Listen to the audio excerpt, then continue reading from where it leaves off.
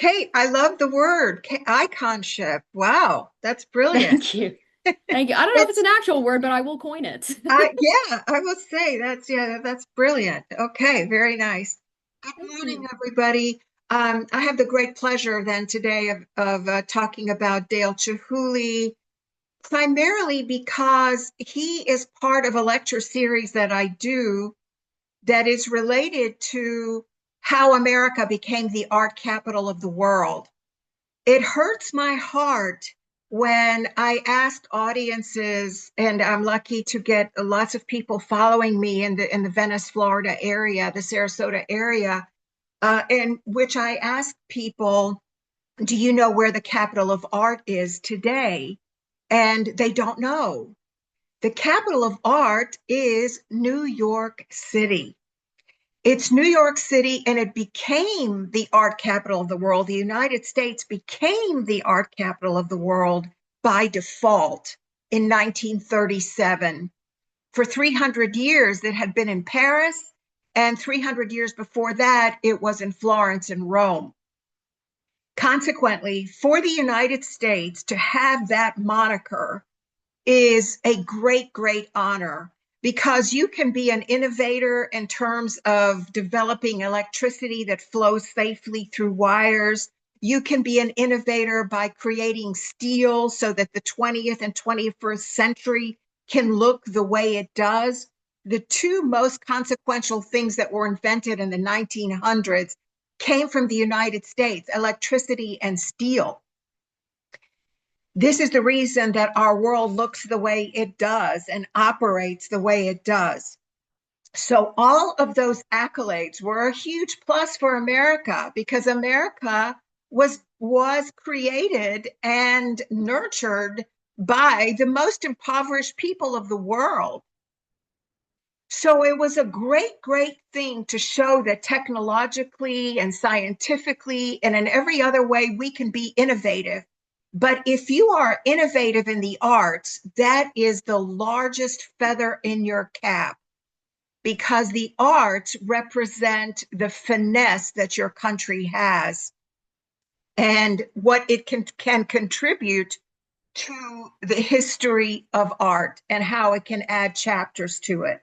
So today, what I'm going to do is share the screen with you and show you Dale Chihuly's work, but he is not the first glass master that brought a lot of respect and renown to the United States.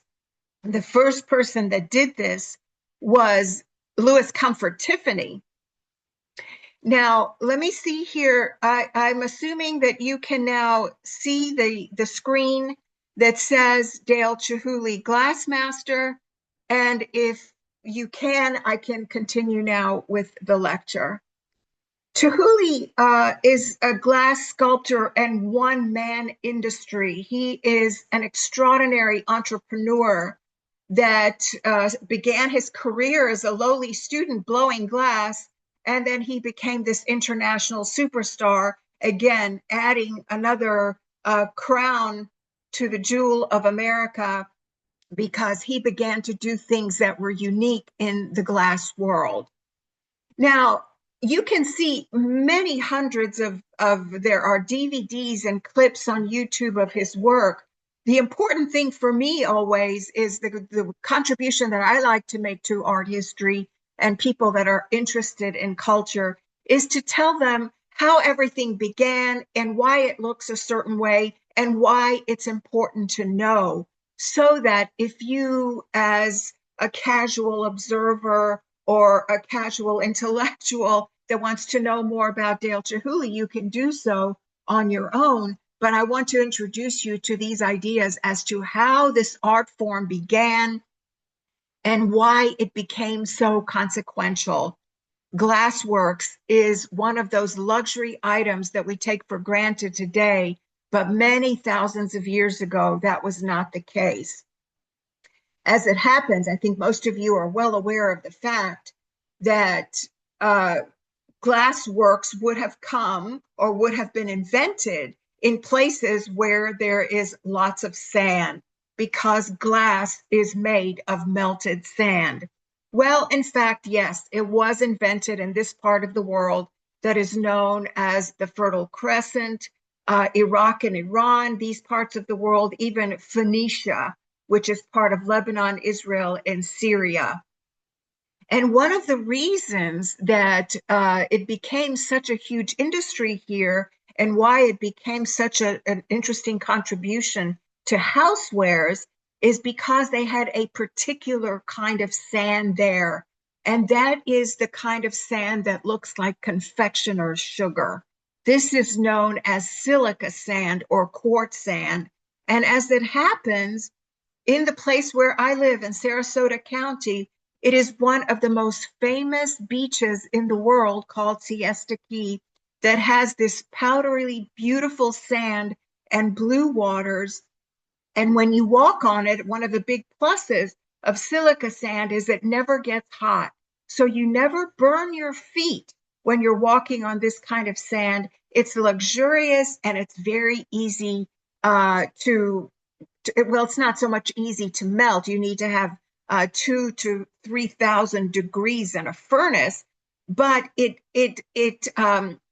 melts in such a way that it becomes crystal clear and it is easily manageable and allows itself to be colored because it has these unique properties. Now, the whole idea of excavations and how we found out that glassware has been around for thousands of years is that in the second industrial revolution of the mid 1800s, there was a lot of money and a lot of wealth that was created in the European world because countries were manufacturing and becoming industrialized to the extent that the whole world essentially became more and more wealthy. And if there's a lot of money around, there are opportunities for people to think. They have leisure time. And it produced this enormous interest in mankind's history because there was money to excavate, to employ people, to do all kinds of things that have to do with interest in mankind. So this is the time in history where we begin to have sociology, psychology, anthropology, all of these various investigations in the history of man because there's time and there's money. Well, guess what happened at this time that was so extraordinary? They began to excavate around the place where it is foundational to the way that we think, the way that we make art. The philosophy that comes from Greece and Rome is the foundation for Western civilization. Excavation started to become a very big thing in the city of Troy, where they were able to confirm that the Trojan War did happen. And there were lots of various enterprises that were taking place, not only in Greece, but around the place that admired Greece essentially the most, and that was Rome. This is the reason why the Pantheon has an entryway that is a replica essentially of the Parthenon. And then they were able to make these glorious contributions with concrete work in Rome. Well, what happened at this time then in the mid 1800s, because they were excavating in so many places, they found, of course, lots of different pieces of pottery. Surprisingly, a lot of this pottery was absolutely intact. So they began to find these kind of works in different locations and various areas around the Aegean Sea, Mediterranean, all the way into Persia and so on and so forth, so that we know that there was this cross-cultural exchange in which the Greek world Hellenized Asia. But what they were most surprised to find was that there was glass that was dated to be as old as 4 and sometimes 5,000 years old.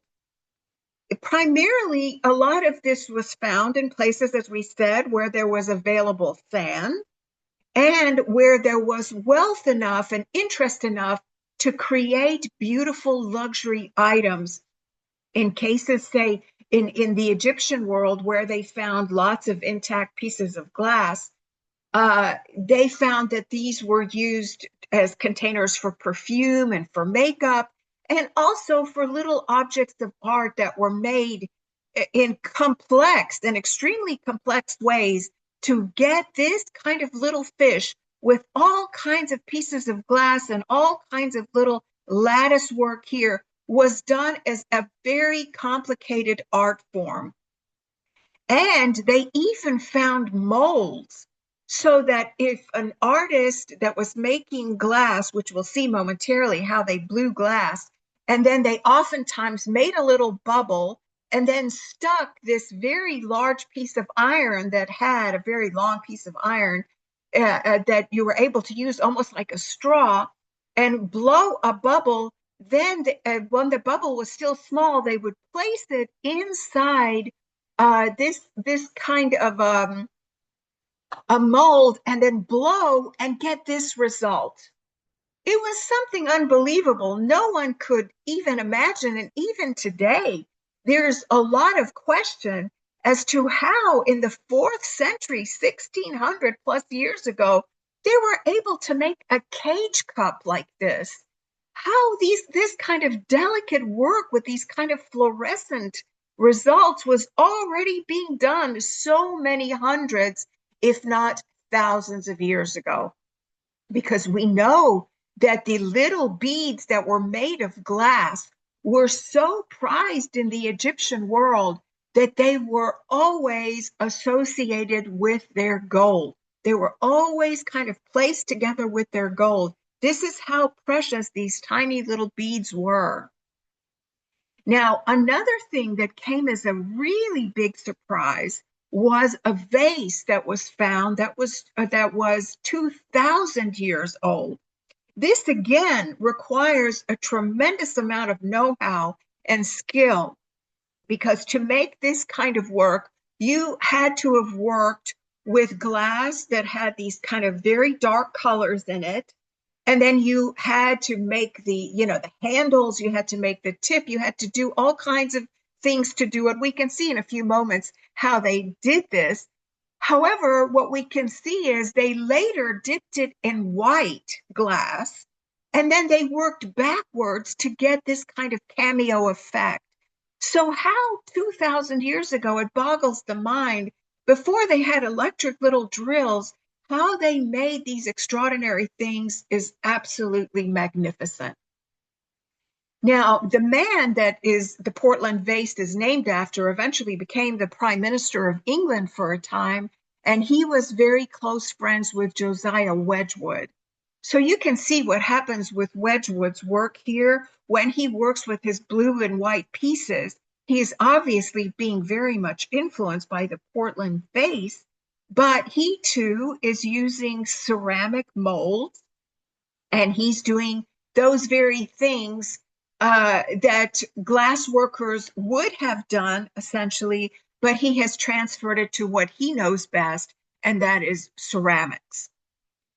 Now, oftentimes people ask me the question, what's the difference between glass and crystal? And this, I guess, is something that we can easily define, because although crystal is glass, and of course glass is glass, one of the big differences between the two of them is that glass is impenetrable, and it's a kind of a hardy material, but if you attempt to etch on it, it will break, it will shatter.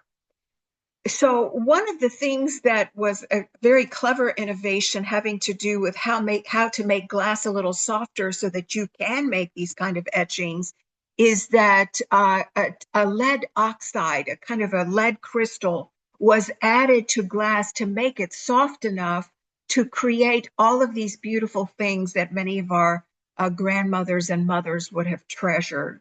The only way that you can cut glass in this way, and that you can even make these incredible etchings, one of the greatest and most sophisticated art forms in the world, is creating these kind of etchings on crystal, and it's done with electricity and these tiny little dowels. that make these very delicate representations of, say, beautiful scenes that we see there. Now, one of the things that is very important for America is that we began to contribute to the decorative arts, and we began to eventually, in the art and humanities world, we produced great authors like Mark Twain, like William James. Um, uh, Maybe I'm confusing him with his brother. There were two James brothers. However, the author of Daisy Miller, poets like Walt Whitman, we began to contribute to the humanities on every level. And of course, the decorative arts are a very big part of the art world because they're utilitarian art forms, and sometimes they are just designed for museums. Steuben was founded by English and Scotch glassworkers who were experts in the making of this kind of cut glass. So you always know when you see this kind of work at the Metropolitan or various museums, this could only have been done in crystal. Otherwise, it would not have come to pass. But they did also make the kind of glass works that so many of us are familiar with, that are just beautiful utilitarian objects that we use every day in our homes. And one of the reasons that Steuben became such a uh, big representation of unique glassworks is not only because they created, under their 100-year span of being in the United States and working on glass, they produced something like 7,000 shapes and 140 different colors. They even learned from Louis Comfort Tiffany how to make this kind of Favril glass so that their glass would have this kind of shimmery um, countenance, let's say, or look. Now, one of the reasons that Steuben was so successful is that they moved along with the times. If we have the Art Nouveau period, which is a celebration of nature and nature forms, then naturally everything has to be coordinated. This is the reason why their tableware began to have these kind of nature shapes. But after the Art Nouveau period, we have the Art Deco period, the interwar years. So they began to change their style. Everything began to look more sleek and more elegant because Art Deco is a simplified version of furnishing your home in a way that the design element makes sometimes machine-made objects look more elegant because the design quality is there. Now, throughout history, there have been very well-known glass workers. René Lalique, I know a lot of us would recognize his name because he was lucky enough to live such a long time. His career straddled the Art Nouveau and Art Deco period, so that when he was designing, say, jewelry or glass works that were reminiscent of nature shapes, he worked in that style. And later in Art Deco, his work was designed kind of with a more simplified look. He worked in the part of France in which there were glassworks factories, and that's where Jean Dame also became a big name. He started to work with what he created and became known as glass paste, where he would make glass that was so fine, like silica sand, and color it. And then he too would use molds to get these kind of shapes and looks for his work that had finishes that were more than one dimensional. And he influenced the work of Emile Gallet to do the same. Now, Emile Gallet, for American interest, is very important because he is the man that shared a lot of glass secrets with Louis Comfort Tiffany. Louis Comfort Tiffany became this monolith in all kinds of art forms because he was not only a great painter and photographer and he worked with glass and did all kinds of decorative things like lamps, as we know, and the stained glass windows. He was the son of Tiffany jewelers. Louis Comfort Tiffany made a monumental contribution to glasswork because he was one of the first people that infused the colors in the glasswork themselves, in the glass pieces. This is just a small inventory of the thousands of pieces of glass that were created in Tiffany studios so that he could essentially paint with glass. This cost an enormous amount of money to have this kind of inventory that has variegated shapes and edges and finishes so that he can make the kind of work that is not only going to be mind-blowingly beautiful, but it is going to look like a French Impressionist painting that was made all with glass. He took out many patents, and he became a world-class artist that even made this extraordinary chapel that was at the 1893 World Columbian Exposition and is now in Winter Park, Florida, reconstructed. All of these elements, whether it was mosaic work or glass work or finished marble etching and engraving, all of this magnificence was done in the Tiffany studios and at every World's Fair, beginning with the 1870s till even I think after the 19 teens, he had something to offer the world, including jewelry with semi-precious stones and beautiful finishes. Everything he did was something that put America on the world stage as a unique contribution to glass that had never been seen before.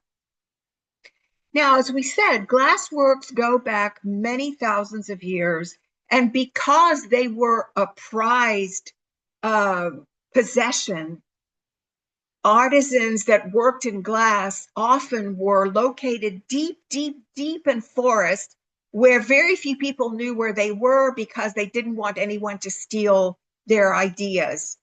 Actually, making glass is not really so complicated.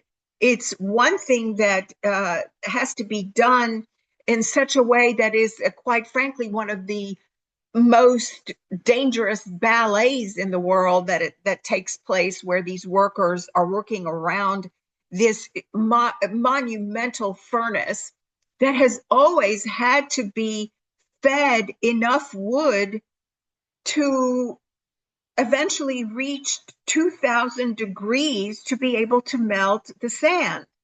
Today, it sometimes goes up to 3,000 degrees, depending on what kind of a result the artisan wants.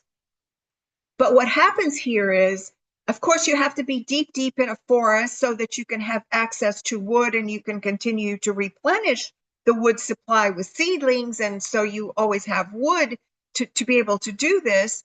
But again, it was done for the purpose of keeping these secrets so that this could be one of those precious entities that people would gladly pay a lot of money for. These kind of etchings were made during the Dark Ages, and here is yet another one that shows you more clearly what happens in this very dangerous place to work. First and foremost, we know that if you are burning a furnace at 2,000 degrees, then the men can't even wear proper pants. So much water and perspiration is coming off their body that they had to wear these kind of gowns, which sometimes would get them in a bit of bother because they could get stuck as they have to move very quickly. All of this has to be hot. It has to be boiling hot at this very high temperature. And the minute it starts to cool off, you have to heat it again, or you have to break the glass and start all over again. Here, what we see is this gaffer. So gaffers are people that work with glassworks. This gaffer is making a gathering. He is collecting on the end of this long pipe, which is usually about 5 or 6 feet long. He's gathering this melted sand. And then this is called the gather. He takes the gather and he quickly gets as much very, very, very thick honey, because that's what it looks like and feels like. And it's crazy heavy as well. He gets as much gather on here as he possibly can, depending on what the end result is going to be. They've decided that they're going to make a very large platter of some kind. So he has to gather up all of this molten material here. He has to quickly hand it over to the next fellow who's going to blow a bubble in it. And when he manages to blow a bubble, again, if God gave him good lungs to do it, he now has to model it into a certain shape, which will eventually become this shape as the next person is going to blow it even harder, because now the gather has become thinner. All of this, as you can see, you have these very heavy things that are holding everything up because the weight becomes incredibly significant, and only young men with big, big muscles can work this way. All right, so he now has this big bubble. Someone is going to come along and cut the bubble here so that this gaffer is going to be able to use centrifugal force and continue to make this kind of wheel motion so that he can have the end result, which is that plate. It's unbelievable. And this has to happen within minutes, by the way. It has to happen within minutes because they don't have torches at this point. Right now, of course, artisans use torches to warm things up again so that they can make it mold in a certain way. But this is the way it's done in the primitive way. Here, what we can see that Dale Chihuly is doing in his 20s is this is a completely natural art form. Everything about it is natural. It's sand, it's heat, it's centrifugal force, and now he's even using gravity so that he doesn't have to hold this in a position like that, but he's standing up here so that he can use gravity to pull it down while he's making that bubble. Today, it's far easier to do. Now, again, as I said, with Louis Comfort Tiffany, because of the innovations that took place in his studio, adding color and having all kinds of different colors now, colors in the thousands that you can choose from. If you break a piece of glass, you can always reuse it by integrating it into another gather that you're working to make something else with. And here you can see how heavy these big pipes are and how much muscle you need to make this work.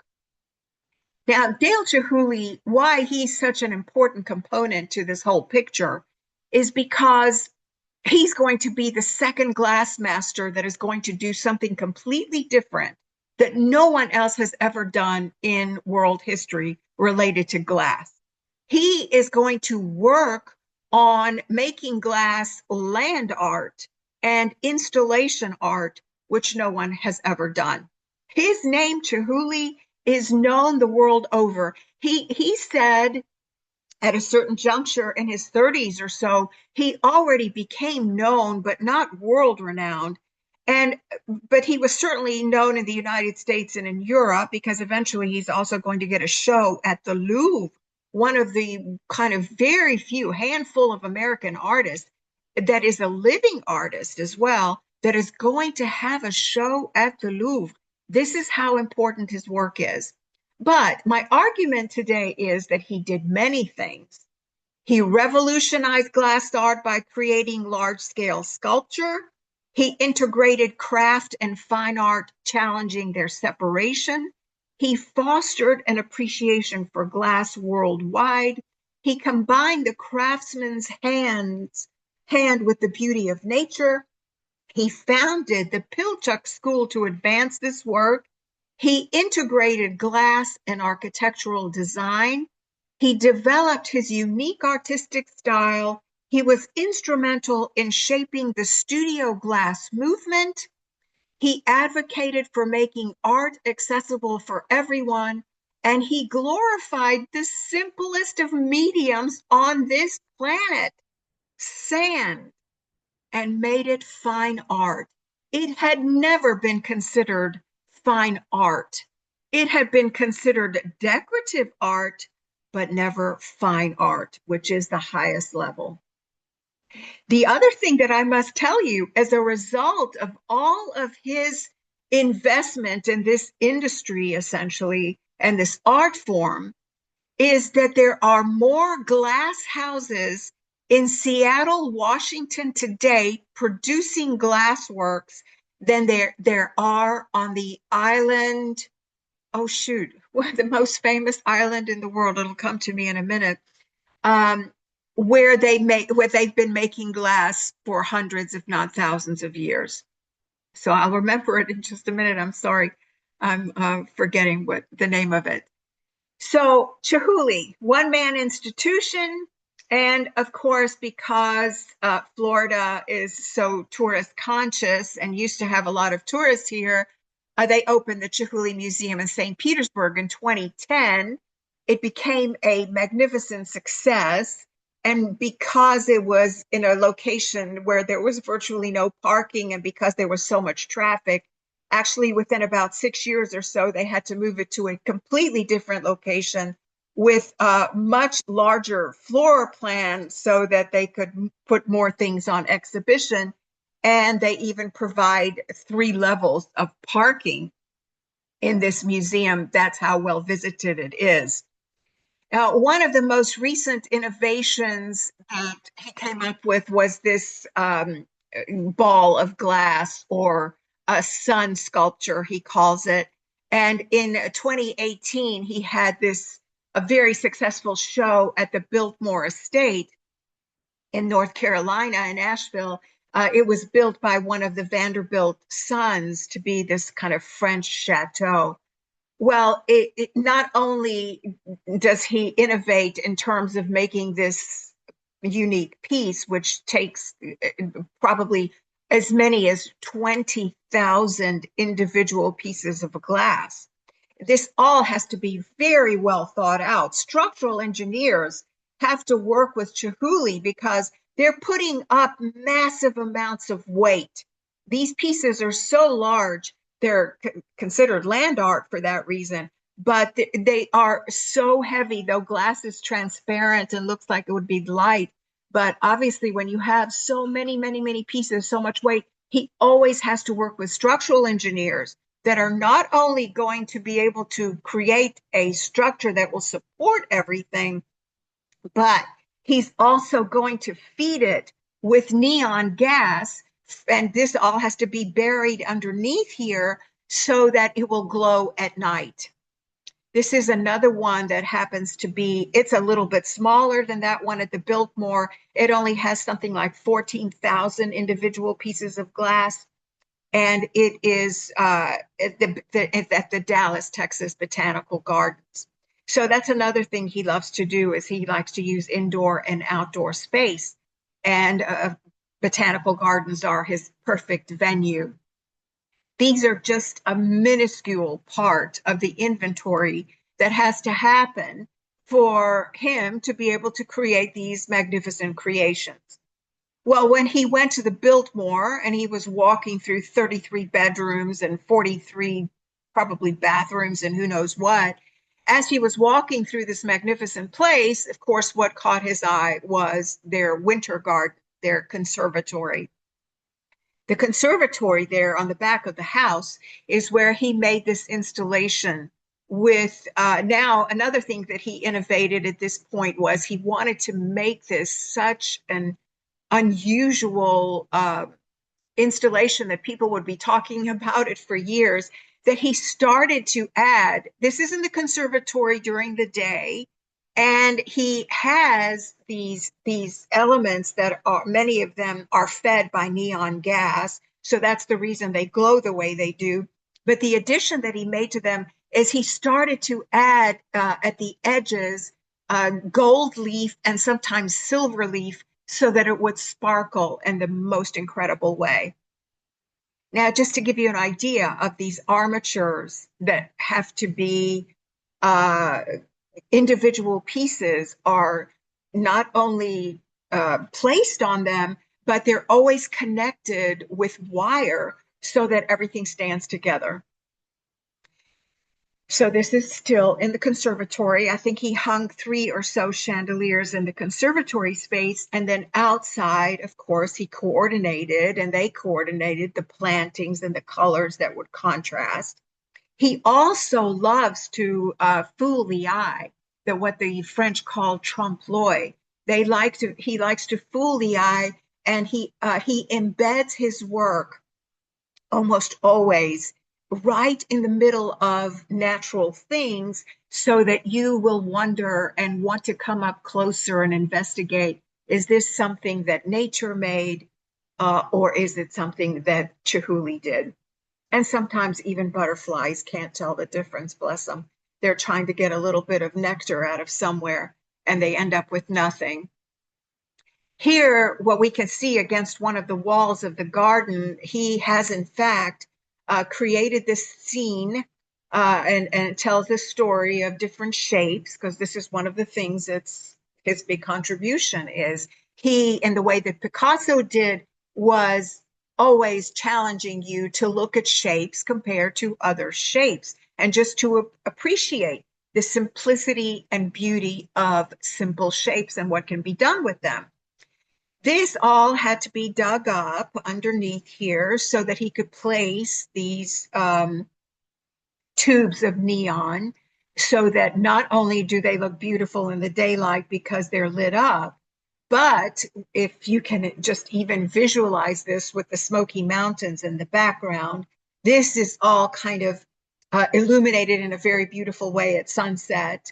And then when the night comes, it's even more spectacular. He was very much taken, and why he started to create these boat motifs and all kinds of shapes and onions, which he called kind of reminiscent of onions and balls, is he had been in Japan once and saw this very special lantern ceremony that honors ancestors that have passed and their memories. And consequently, when he saw these kind of beautiful transparent pieces and how much color could be added and how many stories could be told in this lovely, lovely way. Then he started making these boats that floated down rivers oftentimes, or individually, they would throw these little balls or onions into the water and kind of time it if they were going down a river so that they could all float down and they would be collected by people at the end of the edge of the water. Well, when you go and see his exhibitions in museums, he always insists on 2 things, and that is that black plexiglass must be used so that all of this reflection and refraction can happen in the best way possible. He refers to these float boats and these kind of things that look nature inspired as mille fiori, which comes from Italian, from 1,000 flowers. And he uses this term quite often when he makes flower shapes. But you can see the kind of the brilliance of his work and how it's always being elevated because they're always innovating in his gallery. He also pays a great deal of attention to what color the waters are as to what kind of contrasting colors he's going to choose. Sometimes water is greenish, sometimes water is yellowish greenish, whatever it is, or it's bright blue. So this is the reason why oftentimes he would have a contrasting color to show everything else off. So as I said, one of the things he absolutely insists on is black plexiglass so that we can have this refractive value. And then the other thing that he always insists on as well when he does inside work is that the cypress from Washington State, where he's from Tacoma, Washington, that the Washington State cypress tree has such a beautiful scent. It's so musty and kind of foresty and lovely and smelly, so that the aroma helps you have even a greater sensation. It's smell and sight and delight and all of these things together. He, at a certain point, decided that he was going to invert the Christmas tree and make some chandeliers. But one of the reasons he wanted to make chandeliers is because they're utilitarian and they're beautiful, and he likes chandeliers. So he got his studio to start making them in great numbers, but they couldn't sell a single one. And he didn't understand why. And of course, he was confused by the fact that no one would want to buy a chandelier. It's something that's not only beautiful, but something that you will use almost every day. He was in a quandary. He had lots of money tied up in these chandeliers. So he decided, oh, I finally remembered the island of Murano, duh.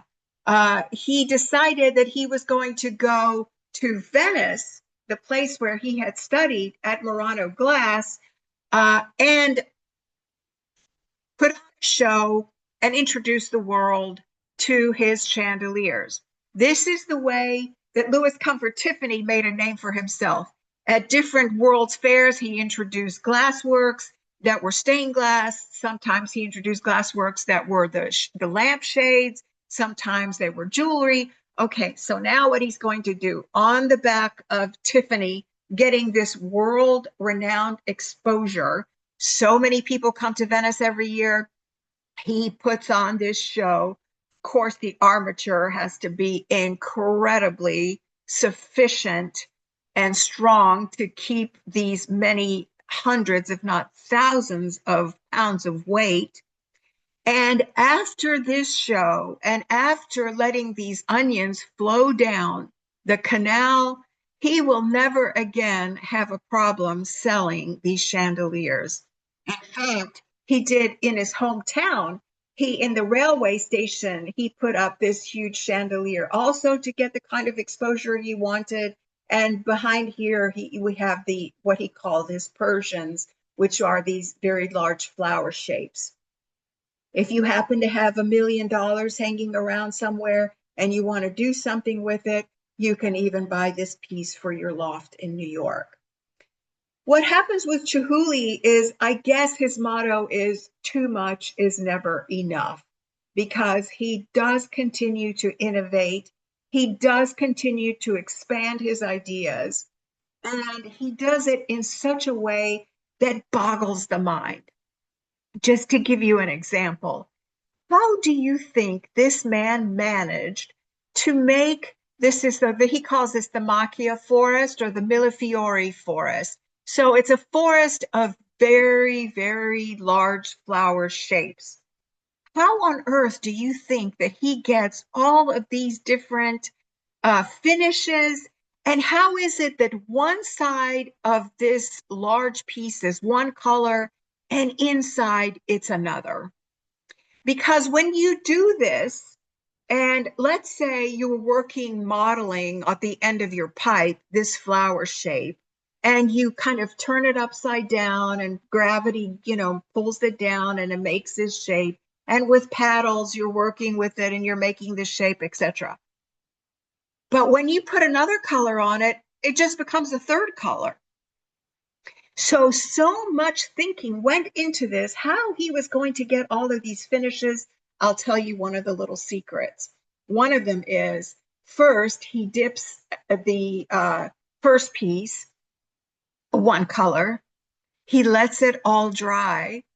And then they have to pour something like white glass on top of it, or dip white glass on top of it using just these glass torches and fire torches. So after the blue, he adds a complete white layer. And when he adds the third or fourth layer, he continues to do this because you can do it with torches and the colors don't blend because he has intermediating white colors in between. Well, amazing stuff that he's doing, makes him a big name. He's a kid that knows that comes from Nowheresville, Tacoma, Washington, from a middle class family where his father is a union organizer, meat packer. His mother is a stay-at-home mom who adores her garden. They had a little bitty tiny house like most people did in the 40s and 50s, and the garden was massive because that was her love. And unfortunately, this little boy is going to have monumental tragedy in his life.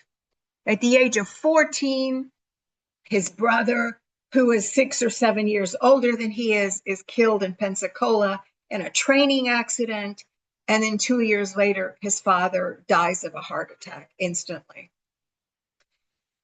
Because of this, his mother and he have virtually no income. She goes to work. There's very little income. But the mother knows that her son is enormously talented. No matter what he does, somehow she knows he has this artistic quality.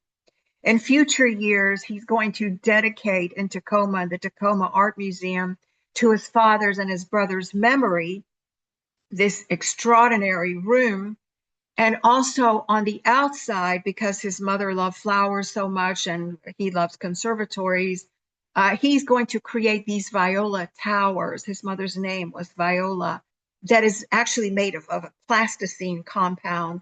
But he makes these kind of towers, and this very beautiful conservatory, botanical gardens, is, I believe, very close to the Needle in Seattle. Here we see this addition of this sunburst that he creates there. This is inside the conservatory in the day, and this is the conservatory at night. Yeah, it is next to the Needle. So Chihuly did groundbreaking work, and he continued to innovate always. So he was thinking of ways that he could essentially create a fairy tale land in a museum. And one of the ways that he came up with the idea of how he could kind of wrap people in all this beauty was to not only have things on display on the floor and on the walls, but now he's going to create these ceilings.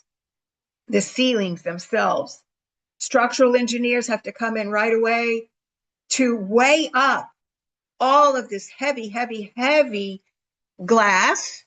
And then you have to have plexiglass on which to place it, which has to be placed on these kind of very heavy duty H bars here, the steel bars that are going to hold all this weight up. And let's not forget that men have to walk around here to place these in different locations. And sometimes they have to walk on the plexiglass and remove things and add things and change things that didn't look exactly the way they wanted them to, because a certain color is not complementary to another. So much goes into this that there are thousands of people with whom he is intertwined on a very regular basis. Now, when he was a young boy in the 1960s, he went to work on a kibbutz for a couple of months. He never forgot this experience that he had here. And his life changed when he met an architect that was also working on this kibbutz in the Sinai. And that architect also knew that he had talent. And he wanted him to go beyond what his aspirations were, which was at this point to just simply be a laborer of some kind. So that architect took him to see Petra in Jordan. He took him to show him the beautiful carved mountain of pink stone. And he got him interested in architecture and interior design. And when he did, he and his mother managed to get him a Eurail pass at a certain point so that he could have a European tour and he could get to know what fine art is and what he could be doing in this world. Of course, today he is the most significant alumnus from the University of Washington. He's going to go to Washington to study architectural design and interior design. And he is at a certain point even going to want to get a master's. The master's degree he wants to do in weaving, fine arts, and glasswork. And he begins to study under America's first major educator and glass artist. His name is Harvey Littleton. Well, he passed away in 2013. Harvey Littleton, his father invented Pyrex, and he went with his father to the Corning warehouse, factory every Saturday to see his father work. So his life was sort of in the mold. Things were made in molds. He became a well-known, very highly regarded ceramicist. And when he became interested in glass works, he still worked in molds. Not to say that there's anything wrong with that, but it did not evolve in the way that his students' work will evolve. In the 1960s was one of the first time in history that an American, never mind a stranger, was invited to come to Murano to see how they make glassworks there. They're on an island and they keep it a secret. That was secret for years, how they do it. And here is Harvey Littleton making his first bubble, and he was so excited. So here he is working with these gaffers, the people that become integral to educating the next generation of artists. And they are willing to open up their doors to anyone that wants to come and see them work so that they get the trade and the sales from people buying Murano glass as well. So Chihuly became very interested in glasswork, and this is why you see him as a young man here. He's already into it big time, and he is going to make some of his first C forms. These are later going to become C forms or Persians, and this is the first work that he did on a fellowship, Fulbright fellowship, and where he's studying at Murano. And he understands that glassmaking is collaborative. He understands that he must be a producer and director. And he also, as a young man, is going to take a lot of risks. And that is, he wants to see just how much he can push the button, so to speak, on blowing glass until it breaks. Now, at a certain juncture, he is going to become a student and eventually a professor at RISD, where if he wants to work with neon, they say to him in the 1970s, you know, there aren't a lot of glass artists that are making a big living. Maybe you should learn how to work with neon gas so that you can at least do things for the commercial market. And this is one of his first experiments here.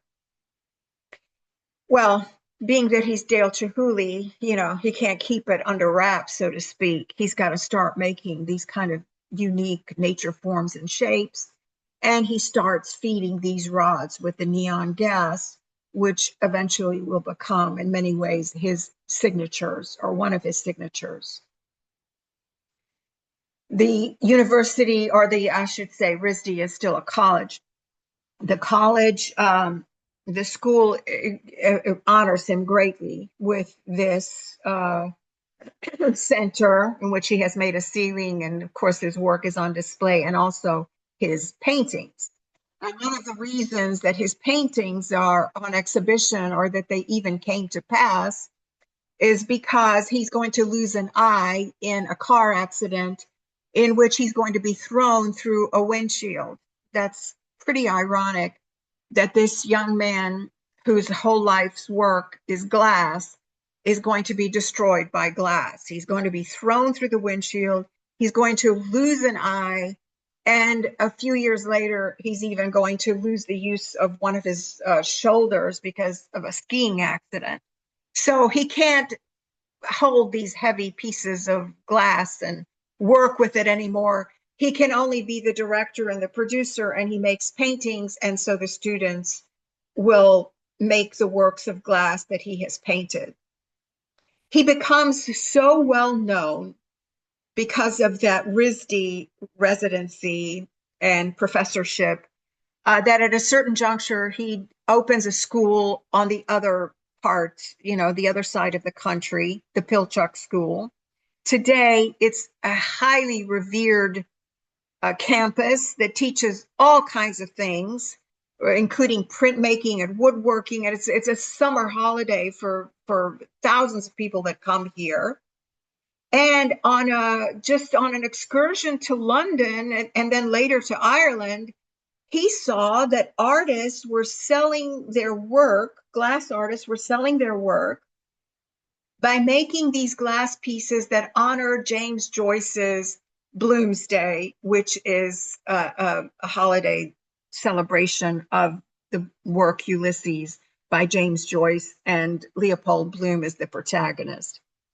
When he sees that they have done something that connects them to their history, he came back to the United States and decided that he was going to focus on the things that would be unique to American history, and that is American Indian artifacts.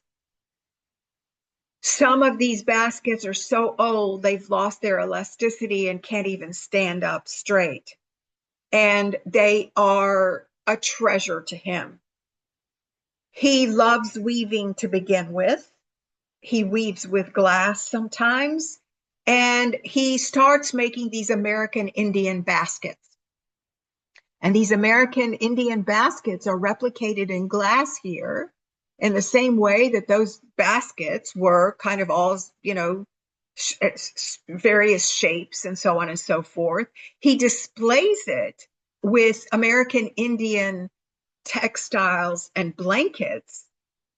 And so he comes to the attention of a very important person that realizes that what Chihuly is doing now, this girl is putting out kind of like pixie sticks. She's putting out copper, silver, gold, in even kind of other materials that will be blended in the glass when he runs that gather through that little kind of gallery that she's made of pixie sticks. And he ends up with these kind of results. Well, a curator's job is to promote the museum's interest. This is Andy Warhol, who was promoted by Henry Geldzahler, a young man who became the arm of modern art for the Metropolitan Museum. This is David Hockney. He wasn't going to promote David Hockney because David Hockney is British and he has the Tate Modern. Andy Warhol, now Henry Geldzahler, wants to introduce him to the American public and the Metropolitan Museum. And because he did what he did for Andy Warhol, he said that Henry Geldzahler said that Dale Chihuly's work was museum worthy. And when he said that, his career took off insanely quickly. This is 1977. His work is brazen, fearless, it's original, it's unique. He does his own thing. He does what an artist does, and that is to follow their passion and to execute things that no one has ever seen. And at this moment, he is riding high, and this is when he gets thrown through the windshield. And from that point forward, he can only make drawings, and the artisans that work for him can make it come to pass. Dale Chihuly never forgot the impact of his stay at the kibbutz. And when he did, and how very appreciative he was of the fact that this architect took an interest in him, he decided in the year 2000 that he was going to put up at the Tower of David this magnificent expo that was attended by, I think, 1 million people. Close to 1 million people came to see this work over a 3-month period.